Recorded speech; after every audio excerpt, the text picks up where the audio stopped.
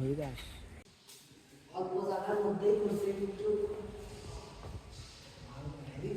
এবার মার্বেল পাথরের টাইলস লাগাছে। আর্ট লাভ অ্যান্ড লাইফ চ্যানেলে আপনাদের সবাইকে স্বাগতম।